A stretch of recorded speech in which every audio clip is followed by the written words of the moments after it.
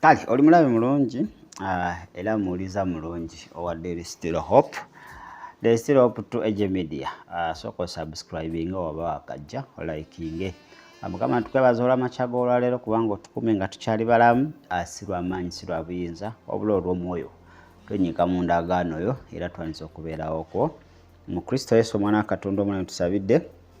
Amina. Kale goba akatuuka soko subscribing nga wenkugambye Mbwira Jamil nze atudde okubanga ate nkutwalira ddala maaso program ennaku olwaleero alinisa hotel mu kibuga Jinja ayitawo ebisigadde tujja bikuwa tukomekeza program yaffe olunaku olwaleero. Kakati twatandise jjo omulama gwa Hillsongs era abamu bavuddeyo ne bayomba nga bulijjo ekyo tukisuubira naye ffe tukuwa review tukuwa endaba yaffe y'ebintu n'endowooza yaffe okusalawo kukwo tetukukaka kuva ku Hillsongs naye ffe tukuwa background ya Hillsongs wawe bali kati nga bwe twagamba nti mu Uganda abayimbi tubalina nga baali balungi ne boononeka era nange nabelieve nganze Hillsongs baali balungi naye okukomekeza nga ebisiyaga biyingiddemu n'ebintu ebirala so ne bakomekeza nga ate boononese. Nawe nakwanja tugenda kukwata ku lyrics za Hillsongs, ennyimba ezimu za Hillsongs. Olaba dampa collection nti Bethel Church n'endala teziri mu Australia. Nagambye these are sister churches eza Hillsongs. Naye nga Hillsongs okukuddiramu gw'atalaba ekitundu kisooka genda ogende obe ng'okiraba esaaga mu kibuga Sydney, Australia nga yatandikibwa mu 1983 eyo gye bayita Hillsongs nga weewali ofisi zaabwe enkulu wadde bakolagana n'amakanisa mangi okwetooloola ate ensi yonna. Kakati Hillsongs is associated with the Australian Christian Churches gye bayita ACC nti bano ba Hillsongs balina enkolagana neyo gye bayita Australian Christian Church and differs to them for more on their statements of belief. Baawukanamuko akatono ate n'abakristaayo ki abalala aba Hillsongs. Kakati twakuwaddeko a brief introduction era ne tukuwa lwaki tulowooza nti Hillsongs ennyimba zaabwe zandibanga saa zino zirimu akatwa gwe kyotasobola kubanga otegeera nnyimba nnungi nnyo nga tutagambye nti woziwuliriza. Abamu bagala nnyo emotional songs, slow songs, ennyimba ez'empolampola woziwuliriza zikuleetera ate eyo feeling you go high. N'amakanisa agasinga gakozesa ennyimba za Hillsongs okubanga ate bazikozesa mu praise and worship. Naye agase tunabagenda mu lyrics njagala mbeko kyenkunyonyolako wano kitono nnyo ate tusobole okubanga ate tweyongerayo ne lyrics ya Hillsongs. Hillsongs ennyimba zaabwe ziri questionable oba ziriko ebibuuzo bingi bitugenda okubanga tulaba. Ennyimba nga inagambye nti only wanna sing awake who you say I am ziriko ebibuuzo. Ennyimba endala ziriko ebibuuzo byetuyita theologically questionable. Zennyimba zetuyita reckless love tulina what a beautiful name, tulina amazing grace, so will I. N'ennyimba endala zo ziriko what we call theological questions oba question. Njagala tutunuulire praise and worship kyeki kubanga abantu bayinza okukayana nga tebamanyi what is praise and worship. Mutayinza ku praise and worship kwe kubanga ate atuyimbira buyimbize Mukama nekikola ki nekikomawo nedda. Kakati atudde mu ndagaano enkala empya nti primary work of the Holy Spirit is to make the primary work of the Holy Spirit is to work in worship is that to make God's presence known in observable tangible ways so that worshippers can truly encounter God. omwoyo mutukuvu kubaye tetusobola wobanga twogera ku kusinza atwogera ku kutendereza omwoyo mutukuvu tusobola kubanga ate omuteeka bbali nti yatuyambako omulimu gw'omukulu oba ogusookera ddala kwe kubanga okubeerawo kwa Katonda kumanyikibwa era nga akulabikibwako eri abo abakola ki eri abasinza okubanga basisinkana Katonda mu mazima. That is worship and praise. Kakati praise is the mean of entering the presence of God. Jja kusoma Psalms 22:3. Okuno okusinza ku yengeri etuyamba okubanga ate tuyingira mu ki nga tuyingira mu wankaaki oba mu yeekalo ki mu yeekalo ya Katonda. Naye ennyimba z'aba Hillsongs oba Hillsongs bring embedded Pentecostalism in church. Nakunyonyodde ekigambo embedded oba embedded ya yesterday oba twalabye that video nakikunyonyodde embedded kubanga nti ekintu kibeera performed in form of art n'ebintu ebirala ng'okijjayo in form of art action n'ebintu ki n'ebintu ebirala. Kakati music and lyrics. Music waba Hillsongs oba oyagala omukozesa mu kkanisa olina okubanga osomesa kye tuyita Pentecostal theory kubanga music waabwe ajjuddemu Pentecostal theory. Olina okubanga omusomesa mu kkanisa okubanga omukozesa naye woobanga tomusomesa mu kkanisa ate n'omukozesa nga tolina nsomesa eyo gye tuyita Pentecostal theory n'omukozesa kitegeeza agenda kuyamba okushapinga abantu abali mu kkanisa okubanga balina kye tuyita embedded theory. Ekkanisa z'osangamu katemba ekigambo kitono nnyo. Eno kwaya evaawo, eno ya mazina, eno ya drama, eri ya comedy, eno ya maloboozi. So service yonna nebeeramu full of art and action. Nga ate ogenda bitunuulira nga Katonda mutono nnyo. So ekigambo ne kibanga kitono. Kati wobanga olina ekkanisa nga yo yatandikawo etyo nti erikwe embedded whatever nga omusingi gwayo gwogwe ebyo osobola okukozesa Hillsongs kuba zo ziba zikuyamba. Naye obanga omusingi si gwegwo Hillsongs ziyinza obutakola ki obutakuyamba. Kakati gye twagambye nti bano ba Hillsongs abasumba abasinga they are false teachers. Era nenkuwa ne examples dayo mu part 1 ojalaba. Kakati buli wowagira Hillsongs buli wolaba ennyimba zaabwe buli wobawagira n'ogula CD oba n'olaba anything you support them. Kati buli woba supportinga obanga ogamba this false teaching egende mu maaso kubanga bakolagana oba basupportinga nnyo bano ba false teachers. Basupportinga nnyo enjiri naye basupportinga ba false teachers. Badde basupportinga nnyo Benny Hinn by the way Hillsongs church zaabwe zibadde ziwa Benny Hinn checks za $millions. So sente ze bafunye mu nnyimba zino ate bazikozesezza okupromotinga enjiri ey'obulimba. Kikiri ku record nti Benny Hinn abadde abuulira enjiri ey'obulimba. Era ne makanisa gaba Hillsongs agasinga yenjiri erimu ya prosperity. Njiri ya nkulaakulana. God wants to be wealthy and healthy. Nenga wealth and health gye boogerako teri nnyo spiritual based ya ku mubiri. Katonda ayagala obeere nga oli mulamu ate nga oli mugagga physically.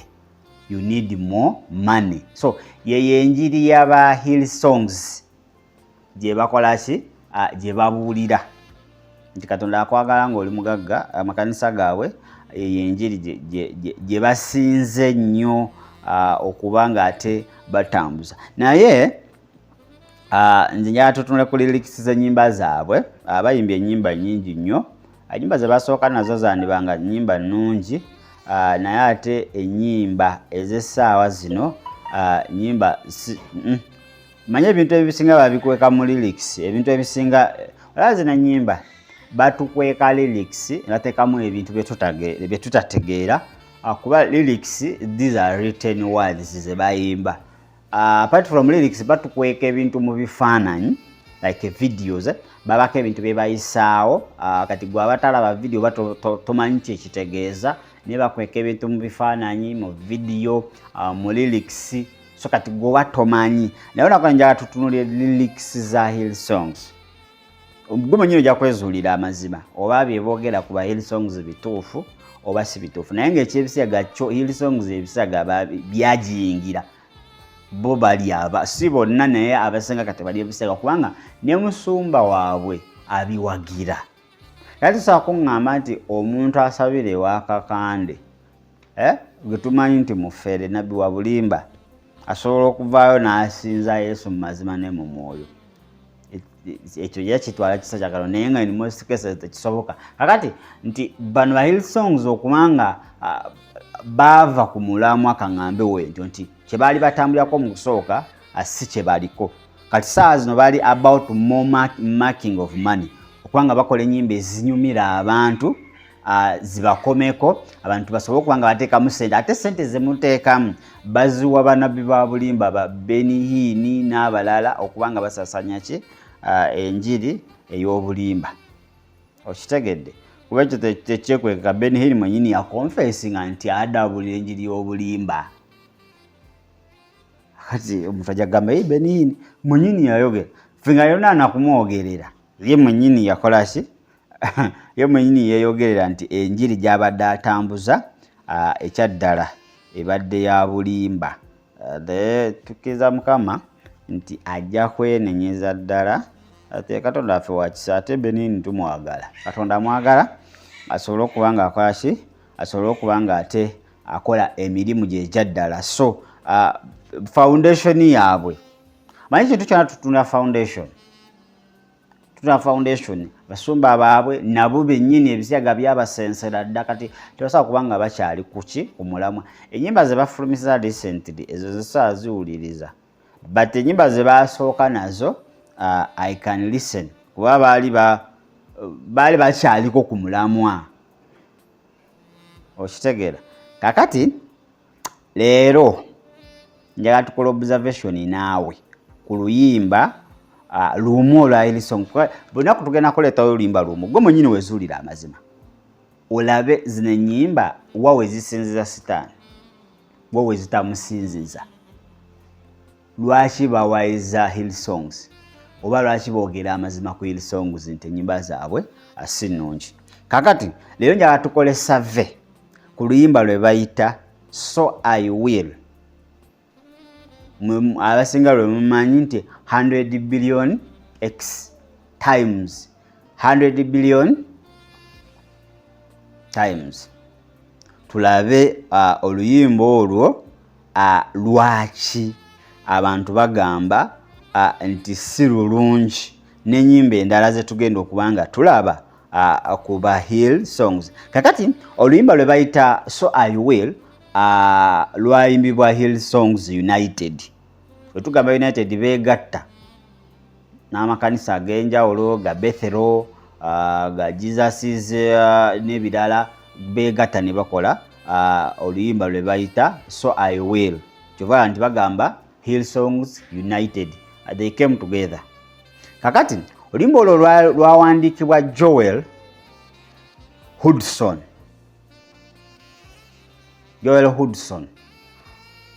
Ng'ayambibwako gwe bayita Benjamin Hastings. Ng'ayambibwako gwe bayita Michael Fantkin. Abo basumba benagambye ab'amakanisa agamu oba bakulembeze mu makanisa agamu ge twayogeddeko olunaku olw'ejjo be baawandiika oluyimba. Zino ennyimba ze mulaba bano abaana ze bayimba babaleetera buleeteza ba Hillsongs. Bali be bawandiika naye ate bali abawandiika twabalabye endowooza gye balowoozaamu.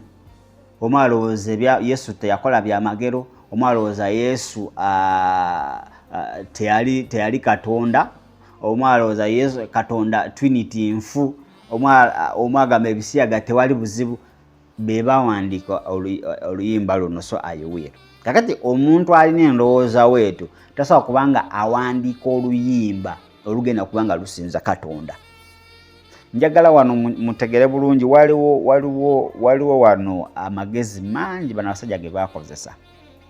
Okitegedde nti tusobola ofuna omuntu n'ayimba oluyimba olulinga olusinza Katonda, naye mu luyimba olwo twabagamba nti mubaamu ekiraga nti si lwa Katonda, wabaawo akabonero ke bateekako. Kati ife oluusi abawuliriza obuwuliriza tetusobola kategeera, naye akabonero ako osobola kalabira mu vidiyo, akabonero ako osobola kalabira mu lyrics, osobola kalabira mu bifaananyi, okitegeera akabonero ako. Wano mu Uganda tuzirabyeko ennyimba we zityo. Oluno lwa Bebe Cool talimba Yesu, baita nja kuleeta lyrics ya talimba Yesu, kubanga balokole baluwuliriza radio zikuba nolowooza nti luyimba lutuufu, naye wootuna lyrics yalwo ebigambo ebirimu bikulaga nti oluyimba oluyimba si lutuufu. Kakati naluno oluyimba So I Will lyrics waliwo akantu konotisinga. Kati abaluwandiika endowooza yaabwe yeeyo, tebakkiririzaamu bintu ebimu. Kati tebasobola kuwandiika kintu ekigenda osinza Katonda mu mazima ne mu mwoyo nga tebamukkiriza nti ye Katonda Kitaffe n'Omwana n'Omwoyo Omutukuvu, nga tebamukkiriza nti akola ebyamagiro, ate tebasobola kuwandiika luyimba lumusinza mu mazima. Okitegedde? Abalwandiika kati olwo luyimba lufulumizibwa oba alubamu yalwo gye bayita Wanda, nga lufulumizibwa alubamu efulumizibwa mu mwezi ogw'omusanvu, June gwakumeka, gwa mukaaga, nga gwa mukaaga 2017. This is a recent song. Tebaanze gambye nti ennyimba za Hillsong eziri recent so ziwuliriza sizaagala, nja kuddayo ku nkadde. Kati luno lwa 2017, just yesterday one, lwafulumizibwa So I Will. Was released as a single on January 5th, 2018. Ne lwafulumizibwa lwokka mu January wa 2018 nga 5 wali lwasooka fulumizibwa mu album. Kati wano ne lufuluma lwokka. In the year that followed, there was kale nkuwadde nti olwamala ofulumizibwa, abantu abalina okubikkulirwa abalabira ewala ne babako n'ebibuuzo bingi bye beebuuzako olwo oluyimba, ng'era ebibuuzo bino naawe njagala obyebuuze ate okola research. Ekisooka lwogera and as you speak, ne bateekawo capital A, tuli kutunula lyrics wano tojja giraba, ne tuligezaako okukuwa lyrics. Mulimu as you speak, ne bateekawo ka stroke, then capital A, then 100 billion creatures catch your breath. 100 billion creatures catch your breath. Kakati awo wewali logic, wewali kye tuyita evolution. Evolution in pursuit of what you say or what you say. Evolution kyeki, kubanga nja kwogera ku evolution oleme kitegeera. Kati njala sooke tudiginge deep atutegeere what is evolution, kubanga luno oluyimba lujjuddemu evolution. Kati njala sooke tutegeere evolution kyeki. Evolution, this is a process by which different kinds of living organisms are believed to have developed from the earlier forms during the history of the earth. Oluyimba lwa Hillsong So I Will lujjudde science. Waliwo gwe lusonga lujjudde evolution abalya school fees nganze kambaddiremu nti evolution gwe guno omutendera oba gyemitendera we tulabira nti ebitonde ebyenjawulo different kind of living organism ebitonde ebyenjawulo nti kirowoozebwa byava muki byava dda nga okuyita mu byafaayo ebyensi si mu kutondebwa but mu byafaayo wano kyandibadde created by God.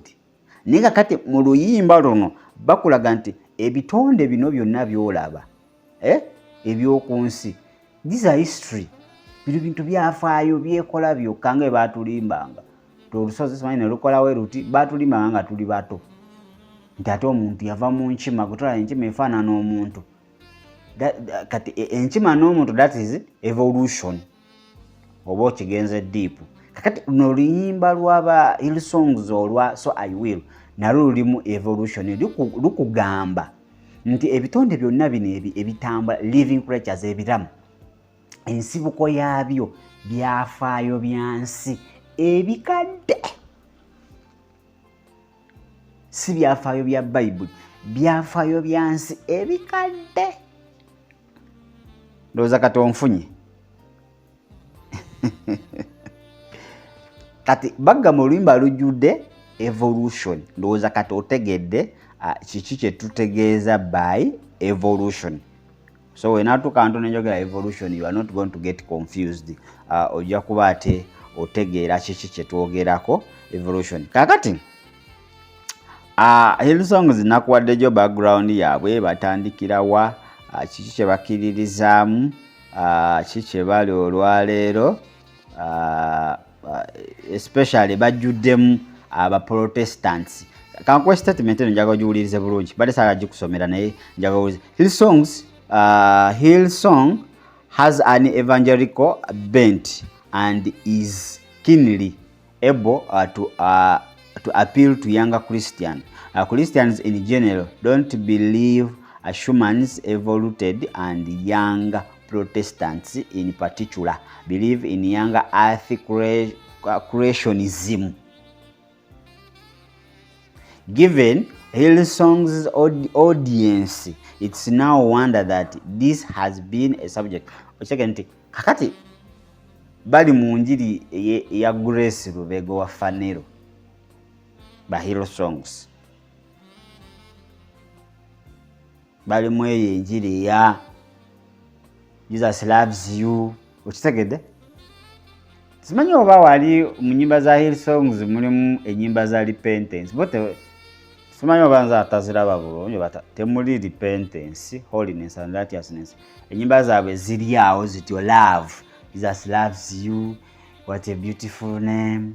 Okitegedde bintu biri awo byako bikusikiriza birungi no by the way biwuliriza but weba omulokola yagala okutukula tebizo obutamukolera kati bifanero type okitegedde jangu nga oli ne toina sigala oli naye ate bo basiga nti balimu ate n'olwabujingo Katonda yantumeri ensi yonna balokole bakatoliki kati wotuna Hillsongs kati ejjuda abavubuka aba Protestant ejjuda abavubuka okuva mu bano betuyita Creationism. Osobola ba groupinga ne evolution nti bana abakkiriza mu history mu byafaayo nti ensi eno yegirawo eti waliwo amaanyi ag'enjawulo ne yeetonda tebakkiririza mu biblical principles kati ejjuddemu abantu weebatyo. So nekituuka ekisa nti Hillsongs yali ennungi yaliibwa. Simanyi oba ontegera bulungi gwe nga tonayomba mu comment. Njagala obe nga bino ebintu obitegeera. Kakati njagala tulabe evolution mu luyimba lwa Hillsong. Evolution mu luyimba lwa Hillsong. Kakati it is important to put this question in context. The song is beautifully written and helps the listener put perspective on how much God cares for you in respect of the agenda of creation. N'oluyimba lulungi empandiika yaalwo mu bigambo context. Oluwuliriza lulungi nnyo era luyamba aluwuliriza okumanya okweyongera ebuziba, okumanya engeri Katonda gy'ayagala, gy'alaga okwagala, okufaayo. Respect kyeki? Engeri gy'alagamu ekitiibwa eri ebitonde byonna okusinziira mu bikula byabyo, agenda. The whole song is about how our response should be worship. Kakati logic ali wano. The X. Kubanga ogenda mu lyrics mulimu X. Kati Hillsongs we bali defending bagamba X represents time. Bo bagamba mbu twakozesa yo X to represent time. But it's not true. It's not true. X okubanga it represents it represents time. Kakati the X in the title means times okusinziira ku ba Hillsongs naye nga si kituufu, and comes at the bridge. If the sum of all our praises still falls, then will I sing again 1,000 billion times? And at the end of the song, if you gave your life to love them, so I like you again 100 billion times. These lyrics show that the mention of evolution is only a principle and meant to be a reason to worship. One of the writers, Joe Hodgson, said that evolution is undeniable, but still affirms special creations. Neyaluwandika yagamba kituufu akusinziira ku luyimba tetujja kwegaana evolution mwali naye ate akakasa okutondebwa okwenjawulo. Kakati bo balowooza nti waliwo okutondebwa okwenjawulo okutali kwa bwa Katonda, okwagwawo kwokka. That's according to one of the writers, Joel Hodgson. Hodgson agamba nti byeboogera bituufu tetujja kwegaana mu luyimba evolution mweri. Nakunyonyodde evolution mweri naye ekyo tekijjaawo kubanga ate tukakasa ebitonde ebyatondebwa ku maanyi amalala agatali ga bwa Katonda. Kyagezaako okubanga akola ki kati olulima terusobola kubanga lusigala nga lwa gospel nga neyaluwandika yakakasa. Okitegedde? Agambye evolution is undeniable in the song.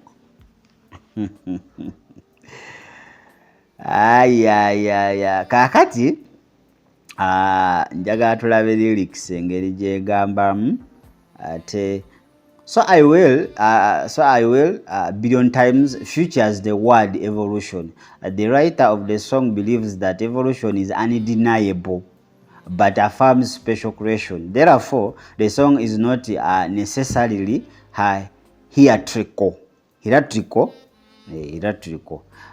So, worshippers or praise and worship leaders should review this song carefully.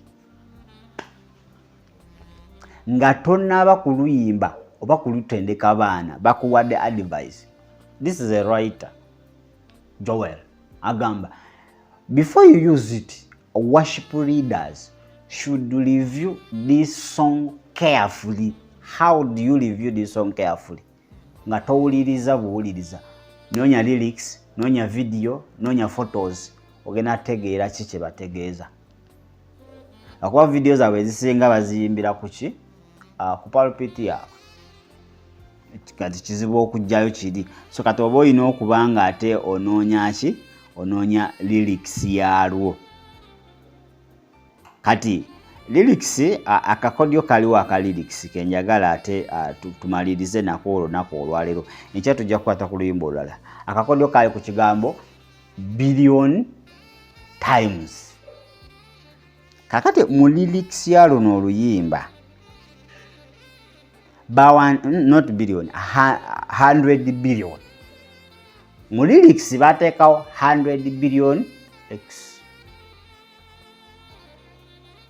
What's that x?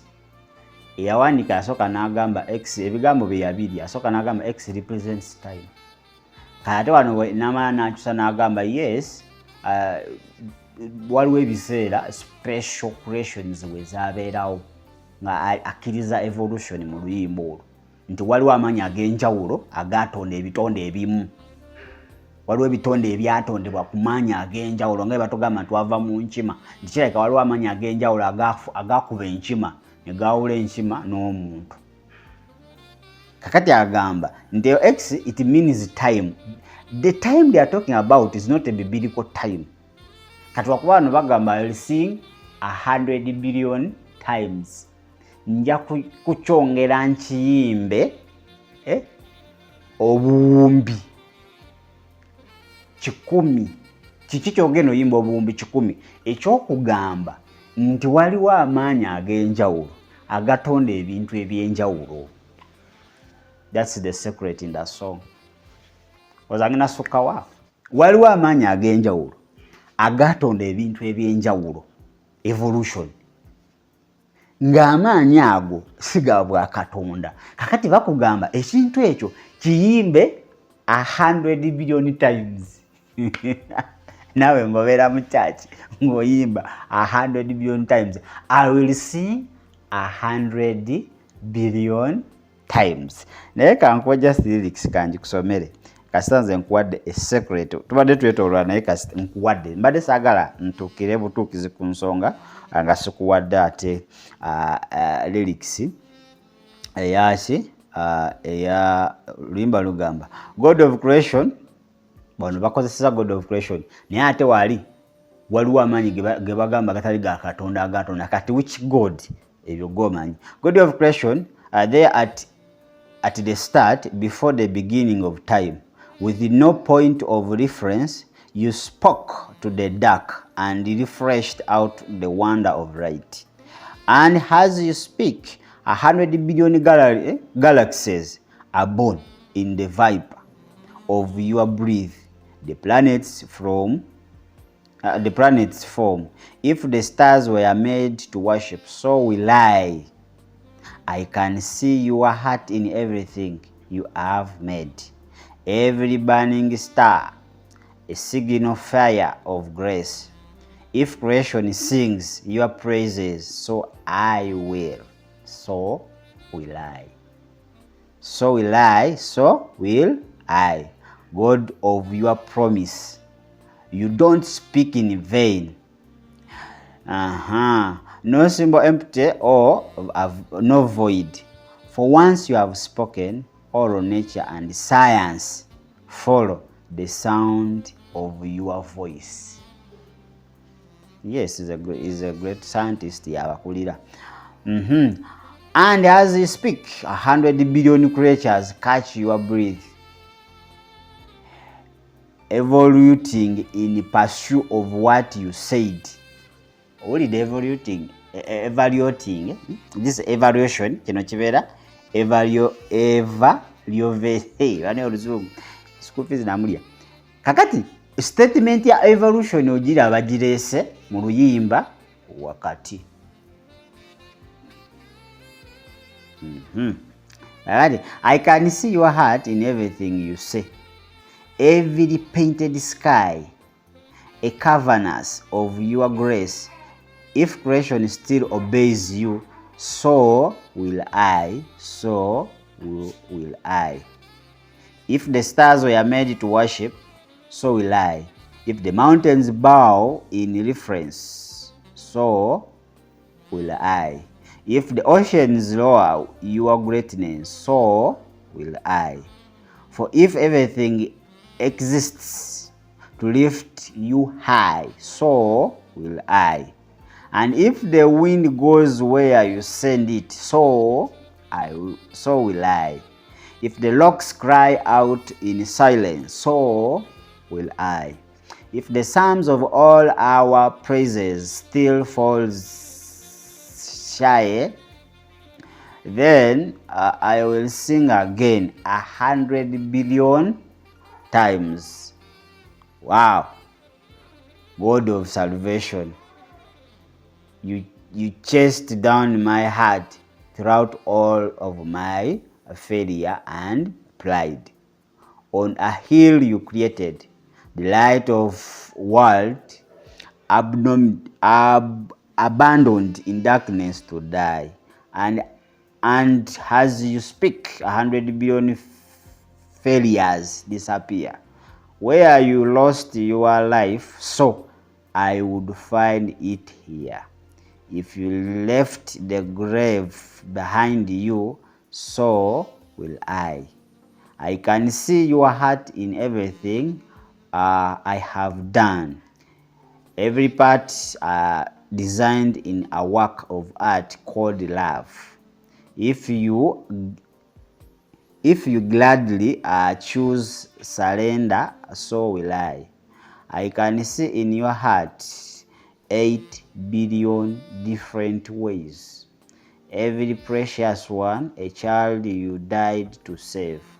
If you gave your life to love them, so will I.